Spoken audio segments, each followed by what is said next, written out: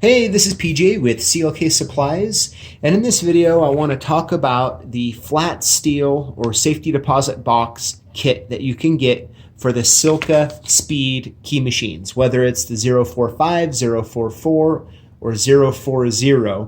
You can buy this kit and turn your key machine in from cutting keys like this, the automotive and residential style keys, into cutting safety deposit or flat steel style of keys. Now, in a lot of circumstances, it's not worth it to buy the 046 speed key machine, which is specifically designed to cut flat steel style of keys.